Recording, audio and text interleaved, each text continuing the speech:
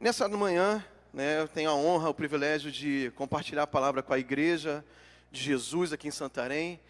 E o tema da nossa mensagem é sintomas do esfriamento espiritual. Eu queria que você repetisse, porque quando a gente repete, a gente aprende mais rápido.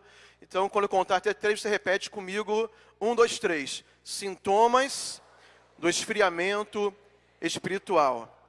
Essa palavra, amados, tem a intenção da gente criar um alerta, um sinal amarelo para as nossas vidas, nós que somos de Deus, nós que servimos a Jesus, que um dia entregamos nossas vidas e abrimos nosso coração para Ele fazer morada. Na verdade, é um sinal de alerta para que a gente nunca permita esse esfriamento chegar em nós. Nós possamos evitar essa estação de inverno na nossa vida espiritual e possamos a cada tempo, a cada dia, ao contrário disso, estar aquecido, com os nossos corações em chamas de paixão, de amor pelo Senhor, pela sua obra e pelas pessoas também. Amém? Então, eu gostaria de ler com você o texto de Eclesiastes, capítulo 4, do versículo 1 ao 3, mas eu vou ler na versão da Bíblia A Mensagem, que está no telão, que é um pouquinho diferente das versões mais convencionais da Bíblia. Então, se você puder acompanhar no telão, fica mais fácil de entender. Diz assim a palavra do Senhor, Eclesiastes, capítulo 4, versículo 1. Depois voltei minha atenção para a terrível violência que existe neste mundo, as lágrimas dos oprimidos, que nunca receberam nenhum consolo, as vítimas inocentes, esmagadas por seus opressores, sem que ninguém fizesse nada. Então, imaginei que os mortos são mais felizes que os vivos. E melhor ainda, é aquele que nunca nasceu, que nunca viu toda essa crueldade praticada na terra. Fiquei chocado. Descobri que tudo que se faz é motivado por ambição e inveja. Que loucura! É tudo inútil. É nadar contra a maré. Esse texto aqui, ele é tão atual, ele é tão contemporâneo, parece que foi escrito nos dias atuais, mas não. Foi escrito há milhares de anos atrás por Salomão. E quando você entende e estuda um pouco a história de Salomão, ou ao menos faz uma comparação daquilo que ele escreveu no livro de Provérbios e o que ele escreve em Eclesiastes, parece que é outra pessoa. E na verdade não é outra pessoa, é a mesma pessoa em fases diferentes. Existe um livro escrito pelo pastor batista, o Ed René Kivitz, que é de São Paulo, e ele tem um livro sobre Eclesiastes, e o subtítulo desse livro é que Eclesiastes é o livro mais azedo da Bíblia. Inclusive a capa desse livro é um limão. Porque na verdade, quando Salomão escreve Eclesiastes, ele não está numa fase boa da sua vida. Ele não é o mesmo de quando ele começou ali ainda o seu reinado, que ele buscava Deus, que ele teve experiências com Deus, que ele fez grandes sacrifícios para Deus, que ele teve uma visitação tremenda, uma experiência com Deus, na qual depois de sacrificar mais de 1000 bois, Deus visita ele e fala: você pode me pedir o que você quiser, que eu vou te dar. E ele faz o melhor pedido que poderia, porque ele pede sabedoria. E a partir dali a sua vida não é mais a mesma, porque ele começa a prosperar. E provavelmente foi o homem mais rico que já existiu na história. E provavelmente foi o homem mais sábio que existiu na história, por causa dessa conexão que ele tinha com Deus nos seus primeiros dias. Mas com o passar do tempo, a Bíblia fala que no auge da sua glória, do seu reinado, Salomão ele começa a se distanciar de Deus. Salomão começa a se envolver com muitas mulheres estrangeiras que eram idólatras. E por causa desse envolvimento, por causa dessa influência, ele deixa de adorar o único Deus verdadeiro, Criador do céu e da terra, o Deus de Israel, o seu Deus, o Deus dos seus pais, e ele também se torna um idólatra. Ele se afasta de Deus. E quando ele escreve esse texto, é um texto bem fatalista, é o retrato de alguém que está frio espiritualmente. É o retrato de alguém que se afastou de Deus, que não tem a mesma comunhão que teve antes, que não tenha mais a mesma intimidade que um dia teve. E eu fico pensando, se aconteceu isso na vida de Salomão, eu tenho que ter muito cuidado com a minha vida. Quantos concordam comigo? Amém? Então, nesse texto, nós vemos assim, ele escrevendo algo altamente pessimista, negativista, olhando as coisas e a vida da pior forma possível. E isso é muito sintomático de quem se afastou do Senhor. Isso é muito sintomático, esse tipo de visão do mundo e das pessoas e do futuro, de alguém que não está mais conectado com o Espírito Santo e com a palavra de Deus, que tem milhares de promessas para nós. E você começa a enxergar agora a vida de um modo muito pessimista, muito ruim, porque esse distanciamento de Deus causa esse tipo de atitudes. Quando eu falo isso, eu falo olhando para a minha própria vida. Porque eu me conheço, e eu tenho certeza que você se conhece muito bem também. E como eu me conheço, eu percebo que quando eu me encontro assim, muito crítico das coisas, muito impaciente, muito intolerante, sabe, com sentimentos ruins, atitudes ruins, normalmente eu chego à conclusão que o meu tempo de oração, o meu tempo de comunhão com Deus, de palavra, de adoração, precisa melhorar. Eu percebo que quando eu me torno uma pessoa muito negativa, muito irritada por pequenas coisas, é um sintoma de talvez um pequeno afastamento que eu estou tendo de Deus. Um pequeno, talvez, esfriamento. Mas é muito bom você ter essa percepção sua mesmo.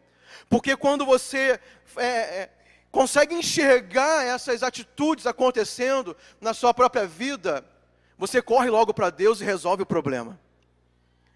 A questão é quando a pessoa não consegue se enxergar.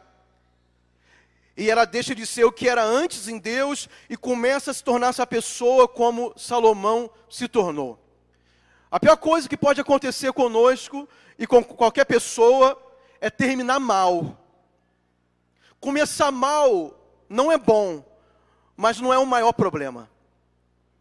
O pior é aquele até que começa bem e termina mal. Porque o que fica registrado na sua história e na minha história é a maneira que nós terminamos a vida. Então, nessa caminhada com Deus, nós precisamos, de vez em quando, fazer uns reparos e fazer uma correção da nossa rota e da nossa comunhão com Deus. É por isso que nós estamos na casa do Senhor. E quando nós olhamos a Bíblia é um espelho da nossa alma. Ela reflete o que está dentro de nós. E quando nós enxergamos esse espelho da alma, através da palavra, nós podemos tratar aquilo que está infectando a nossa vida. Aquilo que está trazendo enfermidade para o nosso espírito, para a nossa alma, para a nossa comunhão com Deus. A pessoa que se afasta de Deus adquire uma miopia espiritual. O que é miopia espiritual? Você não enxerga as coisas conforme os olhos de Deus. A tua visão da vida, quando você se afasta de Deus, é uma visão embaçada. É uma visão errada, é uma visão distorcida da realidade. E a realidade não é aquilo que nós ouvimos nos jornais, na internet, no noticiário. A verdade sobre nós e sobre o nosso futuro é aquilo que está escrito na palavra de Deus. Quantos creem de todo o coração? Diga glória a Deus. Essa aqui é a nossa verdade. Ela nos liberta. A Bíblia fala, e conhecereis a verdade e ela vos libertará. Essa aqui é a nossa verdade. Portanto, aquele que se esfria começa a enxergar como Salomão enxergava aqui. Quando nós estamos perto de Deus, nós somos pessoas melhores.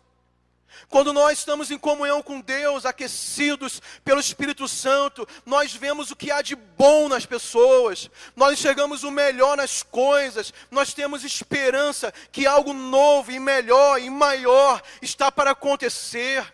Nós somos avivados diariamente, recebemos a alegria do Senhor diariamente, nós recebemos as promessas da Bíblia de paz, de alegria, de esperança, que Deus sempre está conosco, e a Bíblia fala que tudo coopera para o bem daqueles que amam a Deus. Então, se nós temos convicção nessa palavra, nós vamos viver felizes, alegres, não por conta das circunstâncias da vida, do mundo, da sociedade, dos problemas que enfrentamos. Porque você crê na palavra, você se apegar às promessas, não é negar uma realidade que nos cerca. Nós não vamos fechar os olhos, realmente. Tudo isso que Salomão escreveu aqui acontece no mundo. Ele fala das lágrimas dos oprimidos, ele fala da violência que existe no mundo, ele fala das vítimas inocentes, esmagadas pelos opressores. Ele fala de pessoas que preferem morrer do que viver. Nós sabemos que isso existe. Mas nós que temos a presença do Espírito Santo, do Deus vivo, que mora em nós, que habita em nós, nós não somos guiados pelas circunstâncias. Nós somos guiados pela esperança que a palavra de Deus nos dá. E por isso nós somos cidadãos do céu. Nós somos peregrinos nessa terra. É por isso que nós somos sal e luz. Nós contrastamos com o mundo. Nós somos o contraste do mundo. Nós andamos na contramão do sistema. Nós somos sal para dar sabor, para mudar, para temperar, para influenciar. Nós somos luz para dissipar as trevas.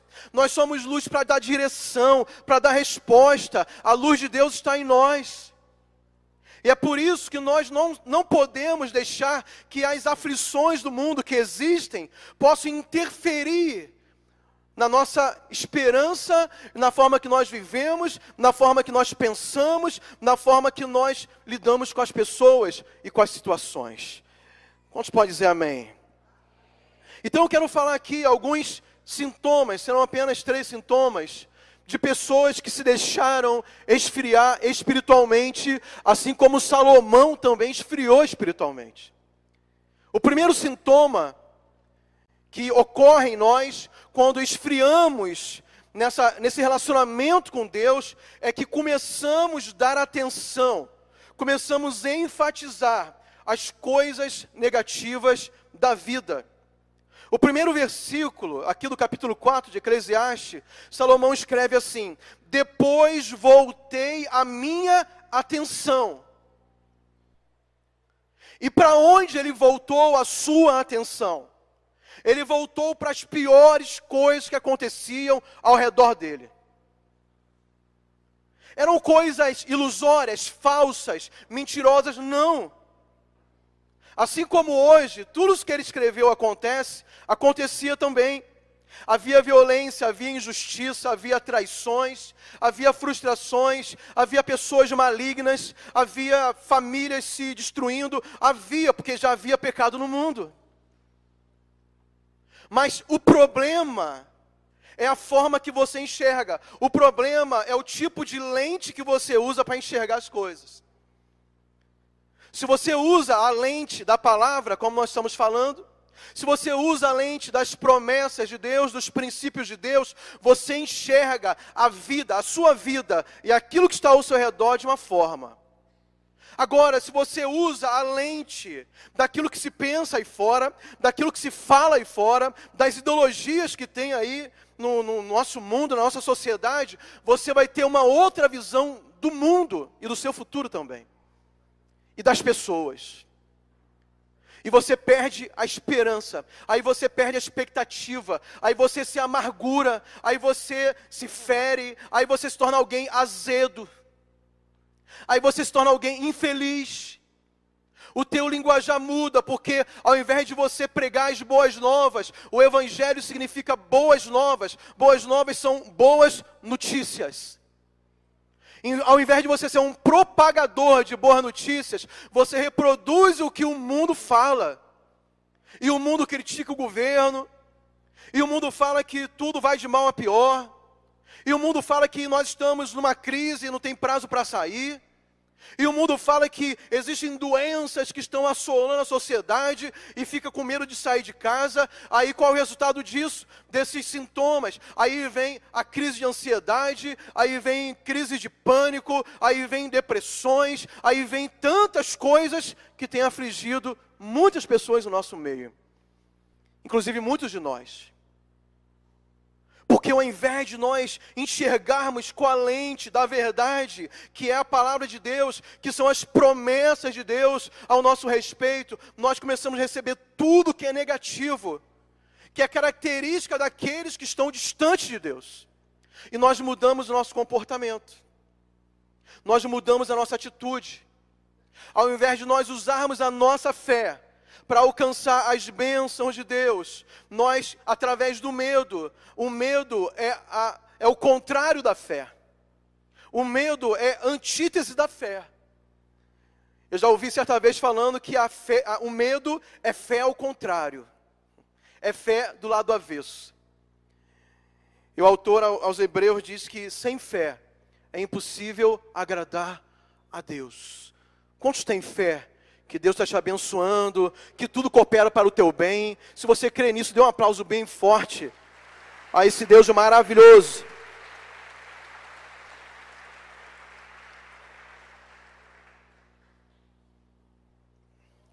O esfriamento espiritual, ele coloca uma lupa. Sabe o que é uma lupa? Aquela lente de aumento. Coloca uma lupa no lado mais feio da vida e das pessoas. Quando você está frio espiritualmente, você não consegue enxergar coisas boas que estão bem à sua frente. Existem pessoas que, acho que foi no culto passado, a pregação do pastor Luiz, e depois eu preguei aqui no culto das 5 da tarde, 7 da noite. A gente falou um pouco sobre gratidão. E a ingratidão é um sintoma também desse esfriamento espiritual. Porque você se relaciona com uma pessoa, conhece uma pessoa, e quando você começa a se amargurar, às vezes não é necessariamente com aquela pessoa, é com a vida. Porque o problema, na maioria das vezes, não está no outro, está em nós mesmos. É uma coisa que acontece dentro de nós.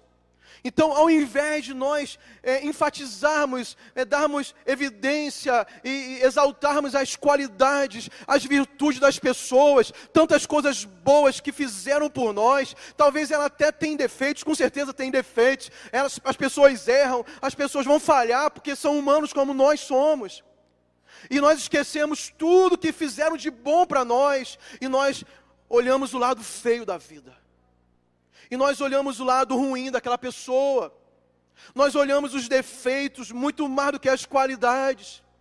Nós damos, na balança, nós colocamos muito mais peso para aquilo que eles erram do que aquilo que eles acertaram. Mas na verdade, não somente ele tem que ser transformado, mas principalmente eu preciso ser transformado. Porque se eu tenho um entendimento correto de como Deus enxerga aquela pessoa, e Deus enxerga cada um de nós da melhor forma possível. Até porque a Bíblia fala que Deus não leva em consideração o tempo da ignorância, nossos pecados foram perdoados. Quando Deus nos vê, Ele nos vê pela lente do sangue de Jesus. Por mais que nós tenhamos limites, falhas, e até cometamos acidentalmente alguns pecados, isso não chega diante de Deus, porque o sangue de Jesus já nos lavou. E quando Ele nos vê perdoados, justificados, santificados, aptos para morar no céu. E quando nós estamos longe dEle, não temos a visão dEle. Aí eu olho para o meu irmão, distante de Deus, distante de Deus, eu falo, ele é pecador, ele é indigno, ele tem muitas falhas, eu não posso conviver com ele, eu não respeito ele porque ele tem falhas, porque ele errou, eu não vou perdoar porque eu já perdoei tantas vezes. E nós esquecemos que os princípios do Evangelho são muito claros a respeito de amor, de perdão, de andarmos juntos. E a única forma de nós vencermos isso, de nós vencermos essa humanidade, né? Que essa questão ligada à humanidade de enxergar as coisas ruins, negativas, é a conexão com Deus, é intimidade com Deus, é se aproximar dEle, é desenvolver diariamente essa comunhão, essa proximidade de Deus, porque quanto mais nos aproximamos dEle, mais parecidos com Ele nós nos tornamos. Nós recebemos o reflexo da glória dEle, do brilho dEle, que vem do trono dEle, desse lugar que nós devemos estar todos os dias, no Santo dos Santos, em oração, intercessão, adoração, recebendo palavra, meditando na palavra. É isso que nos transforma, é isso que nos santifica. O contrário da pessoa amarga, da pessoa azeda, da pessoa negativa, pessimista, o contrário é uma pessoa entusiasmada. É interessante essa palavra entusiasmada, porque o significado etimológico da palavra entusiasmo significa Deus dentro de você. Entusiasmo significa, na raiz da palavra, da maneira que ela se forma, significa estar cheio de Deus, estar possuído por Deus. Então, quando você está entusiasmado, isso significa que você está possuído por Deus. Quantos estão possuídos por Deus? Diga glória a Deus. Está cheio de Deus. Quando nós estamos cheios de Deus, é impossível você estar constantemente desanimado. Eu falei constantemente, porque o desânimo pode nos atingir como uma flecha. Mas não significa que vai permanecer em nós. Porque essa presença de Deus em nós vai nos curar. Essa presença de Deus em nós vai nos renovar. A Bíblia fala que as misericórdias do Senhor se renovam a cada dia, a cada manhã. E é por isso que nós não somos consumidos, por causa da misericórdia dEle. Então nós somos renovados também quando estamos na presença dEle todos os dias. É por isso que em meio às lutas, em meio às tribulações, em meio ao desemprego, à crise financeira, a uma enfermidade que você enfrenta na sua vida, na sua família, em meio às perseguições, em meio às dúvidas, nós somos povo de Deus e somos o povo mais feliz de Santarém. Amém? E as pessoas não entendem isso. Aleluia! As pessoas não vão entender, porque o apóstolo Paulo escreve lá aos Filipenses, que a paz de Deus, que excede todo entendimento, guardará os vossos corações e os vossos sentimentos em Cristo Jesus. Está todo mundo atribulado, nós estamos em paz. Está todo mundo preocupado, nós estamos alegres. Está todo mundo afundando nas doenças da alma, nós estamos sendo curados diariamente pela presença maravilhosa e doce do Espírito Santo que habita em nós. Aleluia. Quantos amam a presença do Espírito Santo? Amém? Deus é maravilhoso. Aleluia. Aleluia. Um exemplo de um povo entusiasmado, é claro, é o povo de Deus. E a diferença de alguém que é cheio do Espírito Santo para aquele que está frio espiritualmente é muito clara. Nós vimos aqui o caso, a nossa base, de Salomão, frio espiritualmente. Desviado, Salomão desviado. Difícil de acreditar, mas ele estava desviado. Com toda a experiência, com tudo que recebeu de Deus, com todo o conhecimento que ele teve da presença de Deus, tudo que ele fez no passado, no momento que ele escreve Eclesiastes, ele estava desviado da presença de Deus. Por isso, amargurado. Por isso, o livro de Eclesiastes é um livro difícil de entender. Como é que pode um homem de Deus escrever tantas coisas ruins a respeito da vida? Tudo é vaidade, ele fala, tudo é vaidade, nada tem serventia de nada. Agora, quando nós vemos os discípulos, os apóstolos de Jesus, lá no livro de Atos, cheio do Espírito Santo, e aqui em Atos capítulo 5, versículo 41, diz assim: retiraram-se, pois, da presença do conselho, regozijando-se por terem sido julgados dignos de parecer afronta pelo nome de Jesus. Eles tinham acabado de serem açoitados por causa da pregação do Evangelho.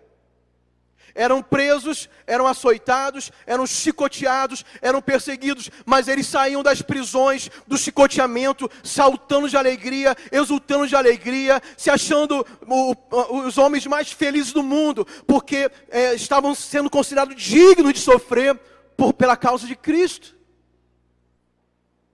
Se fosse homens que estivessem fora da presença de Deus, já largava. Não vale a pena. Não vale a pena eu servir Jesus, estou sendo preso. Não vale a pena servir esse Deus, porque eu estou sendo chicoteado, eu estou apanhando. Por causa de Jesus, Ele não faz nada por mim. Talvez no meio da sua luta, dos seus problemas, você já pensou assim: será que Deus me abandonou? Será que vale a pena mesmo servir a Deus? Porque eu pensei que quando eu entrasse nessa igreja e me tornasse um evangélico, a minha vida ia ser um mar de rosas. Eu achei que tudo ia fluir de um dia para o outro, eu ia prosperar na mesma semana, que essa doença ia ser curada, que minha família ia ser liberta. E talvez você está na luta, está na batalha, está sofrendo, está chorando. Mas quando você está cheio do Espírito Santo, você entende que tudo vale a pena por causa de Cristo. Você entende que Ele está no controle de todas as coisas.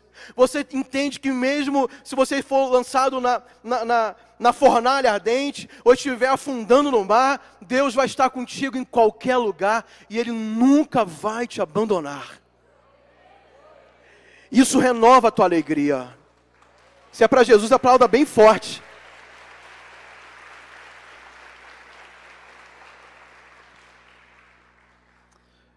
Isso renova a gente. E quem está frio espiritualmente não consegue experimentar essas coisas. Segundo, questiona o caráter de Deus.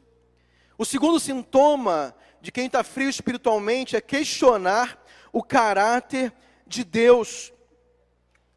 Quando Salomão escreve essas coisas, ele resumindo e trazendo para uma linguagem mais fácil, ele fala assim: Deus abandonou o mundo. O mundo está horrível porque Deus não cuida. Você já viu pessoas, eu tenho certeza que você já ouviu isso, falava assim: se Deus existisse mesmo e amasse, não tinha violência no mundo. Se Deus existisse, não teria crianças abandonadas. Já ouviram isso? Quem já ouviu? Deus não existe, porque se existisse, Ele não deixaria o mundo estar da forma que está. Isso é um sintoma de esfriamento espiritual, que é o quê? É colocar em dúvida, questionar o caráter de Deus. Um dos atributos principais do caráter de Deus é a sua bondade. O salmista escreveu em várias ocasiões: porque Deus é bom e a sua misericórdia dura para sempre. O salmista, quando escreve que Deus é bom, ele não coloca circunstância para dizer que Ele é bom. Ele apenas diz: Ele é bom e pronto. Às vezes nós temos uma percepção da bondade de Deus por aquilo que acontece em nossas vidas, isoladamente. Por exemplo, talvez no dia que uma família perca um filho, que é uma coisa horrível, só de se imaginar os pais enterrarem uma criança, um filho, é uma coisa horrível. E talvez nesse dia mau, essa família fala assim: Deus não é bom, Deus é ruim, Deus é mau, Deus não existe. Só que no mesmo momento que tem uma família enterrando um filho, tem outra família se alegrando na maternidade, está nascendo um filho. E aquela fala assim: Deus é maravilhoso, olha a dádiva que Ele me deu, olha o milagre da vida, uma criança que sai do ventre de uma mulher e agora está nos braços dela. Deus é maravilhoso, Deus é bom. Então a gente não pode medir Deus pelas circunstâncias. Nós temos que crer no que diz a palavra. E a Bíblia fala que Deus é bom. Diga: Deus é bom. Deus é bom. Aleluia. Então, existe uma questão que por causa, sabe, desse distanciamento de Deus, e às vezes a gente começa a enxergar a vida e relativizar e questionar o caráter de Deus. Será que Deus é bom? Será que Deus me ama? Será que Deus está no controle de tudo? É claro que Ele está. Eu gosto de um texto aqui, é um texto muito esclarecedor. Salmo 73, de 1 a 3, eu vou ler bem rápido por causa do tempo. Salmo 73, de 1 a 3. Verdadeiramente bom é Deus para com Israel. O salmista começa assim. Para com os limpos de coração. Agora, veja a mudança no discurso do salmista.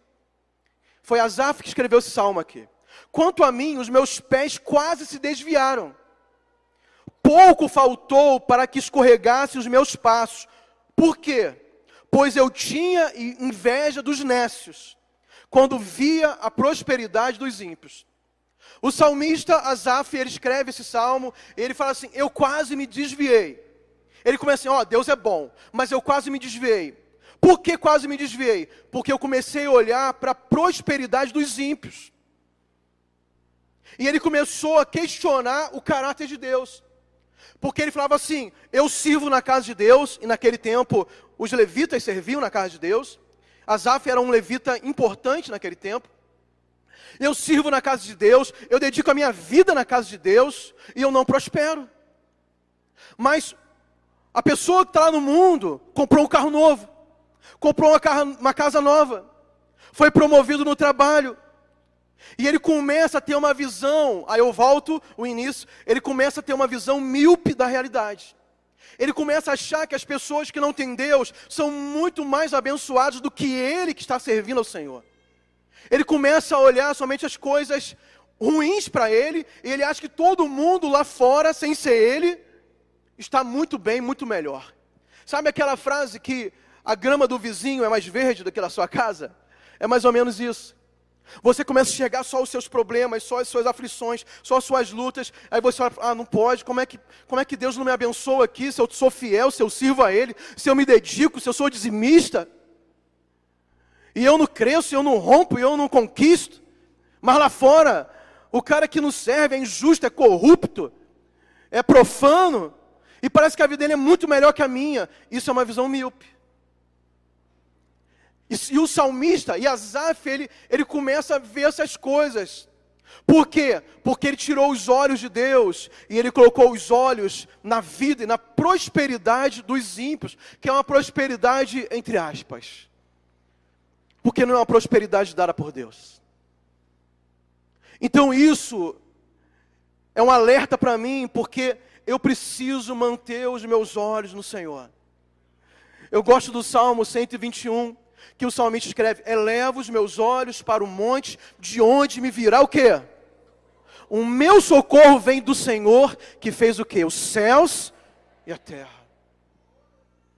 Se você ficar esperando, olhando para fora, você nunca vai ver solução para a sua vida. Mas se você mantém os teus olhos para os montes, para o alto, de onde vem o teu socorro vem do Senhor, que fez o céu e a terra. Aleluia, glória a Deus, aleluia. O terceiro sintoma é relativizar o pecado, minimizar o pecado. Quando começamos, se porventura começarmos a nos esfriar espiritualmente, nós começamos a cauterizar a nossa mente em relação ao pecado, e começamos a relativizar o pecado. Sabe uma frase muito comum de quem começa a relativizar o pecado? É assim, isso não tem nada a ver. Isso não tem nada demais. O que tem eu fazer isso?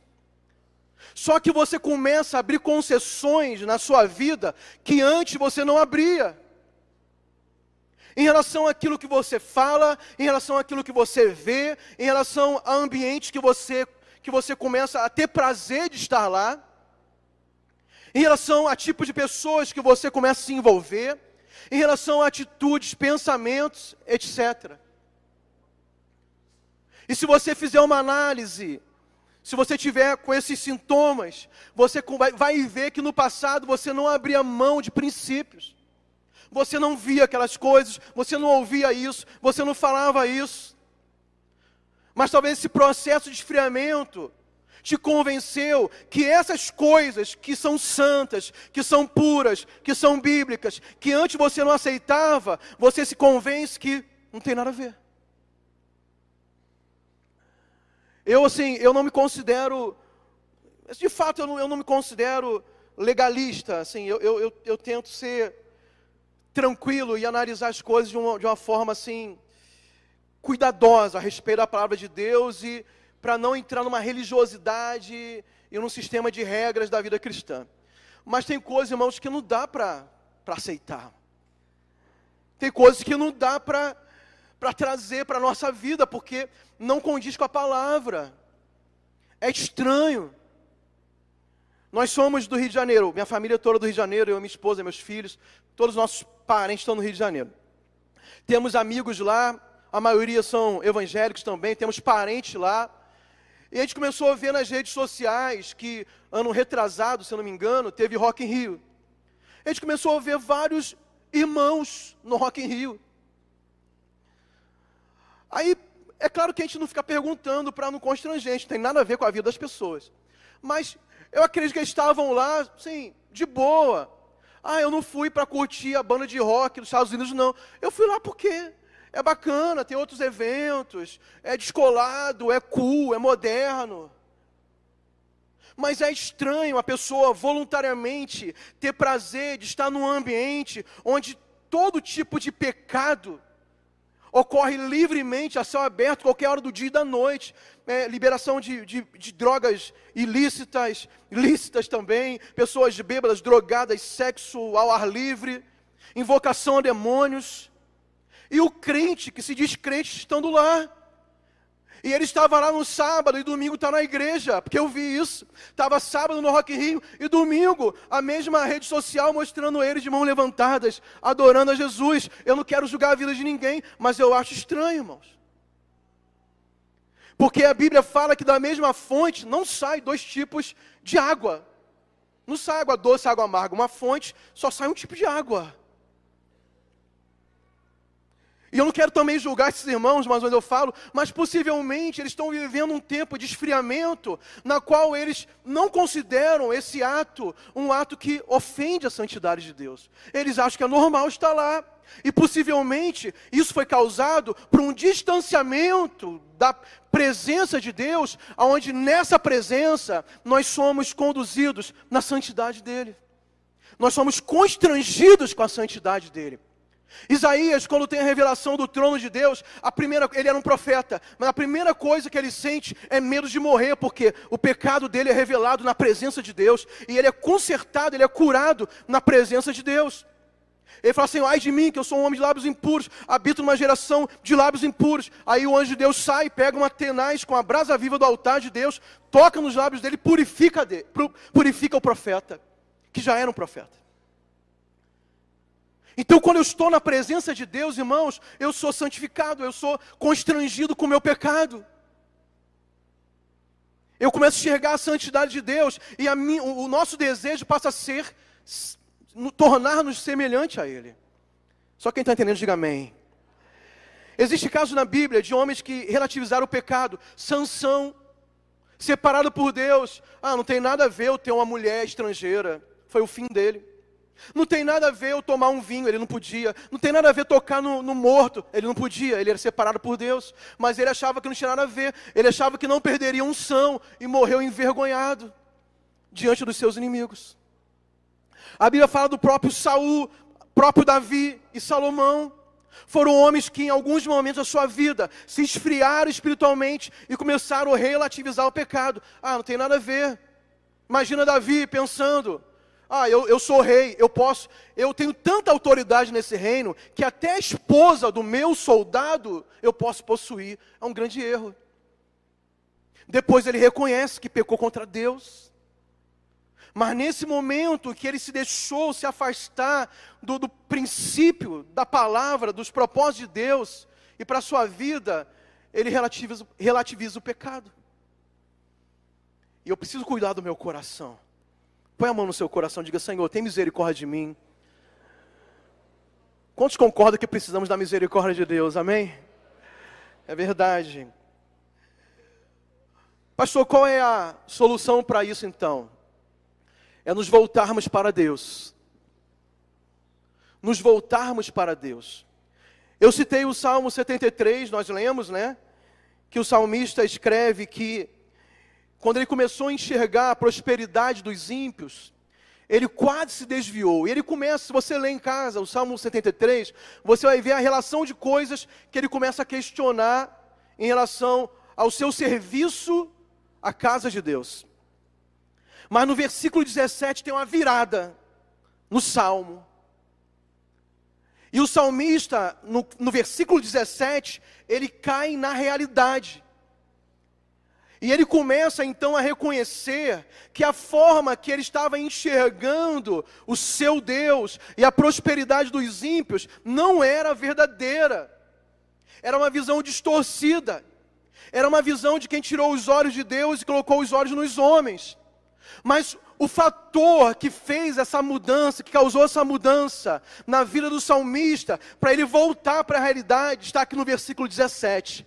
E ele escreve assim: até que entrei no santuário de Deus e atinei com o fim deles. Sabe qual é a solução para a nossa vida? Para a gente voltar a enxergar da forma que Deus quer que nós enxerguemos, a nós sermos renovados na presença dEle e não permitir que sejamos esfriados espiritualmente.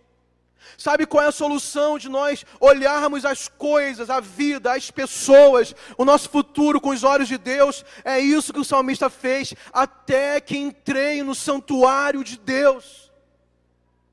O santuário de Deus não necessariamente é uma vez por semana aos domingos aqui no templo, também é, mas principalmente Jesus fala isso: quando fores orar, entra no teu quarto, fecha a tua porta e ora a Deus em secreto. Esse é o lugar que nós consagramos, o santuário, que somos nós mesmos. Que o apóstolo Paulo escreve em Romanos 12:1. Rogo-os, pois, irmãos, pela compaixão de Deus, que apresentei os vossos corpos como sacrifício vivo, santo e agradável a Deus. É esse lugar aqui. É nesse lugar que nós precisamos nos quebrantar, nos humilhar e nos voltarmos para Deus. E amados, isso é diariamente. Senão nós somos infectados pelas coisas do mundo que vai nos esfriar, que vai nos amargurar, que vai minar a nossa fé em Deus, que vai tirar a alegria, que vai tirar a paz, que vai tirar, vai roubar as promessas de Deus que estão separadas para nós. Aí começaremos a viver uma vida de frustração, de decepção, de tristeza, de amargura. A pessoa é crente, mas mesmo assim, sabe, não dá um sorriso, a pessoa não trata bem ninguém, a pessoa é infeliz. E a proposta de Deus para nós hoje é voltarmos para o Senhor. Lá em Apocalipse, quando o Espírito Santo libera ali as cartas através do apóstolo João para as igrejas, ele fala para voltar ao primeiro amor. Ele fala para voltar às primeiras obras. Ele faz uma repreensão porque não é frio nem quente, é morno. O problema do crente pior é a mornidão. É da gente conhecer a verdade, a gente conhecer o caminho para estar na comunhão com Deus, mas está tão morno, tão acomodado, tão acostumado com as coisas de Deus, sabe, que a gente não sente mais nada. Vem para o culto, mas não tem o mesmo entusiasmo de adorar. Passa o dia todo, não separa nem 15 minutos para orar, para ler a Bíblia. Uma situação de mornidão. Essa situação é uma situação de perigo. Porque Jesus fala nessa carta que pessoas assim, que a igreja assim, ele está a ponto de vomitar. Não agrada a Deus. Mas amados, eu tenho certeza que Deus tem levantado e Deus tem renovado. Nós estamos vivendo um tempo que eu creio que Deus está trazendo um grande avivamento para as nossas vidas, para a nossa cidade, para a igreja de Jesus, não somente em Santarém, mas no Brasil e pelas nações também. Não deixa o trem passar e você ficar de fora. Se envolva nesse avivamento. Se você um dia já teve muita experiência com Deus e hoje você se sente dessa forma, frio, morno, se você não sente mais paixão por Jesus, pelas coisas dele, se você já foi um líder, mas não tem mais prazer de liderar, abandonou, deixou por algum motivo, mas tem convicção que um dia Deus te chamou, que um dia Deus te convocou para uma grande obra, volte para o santuário de Deus, volte para a presença. Vamos ficar de pé em nome de Jesus.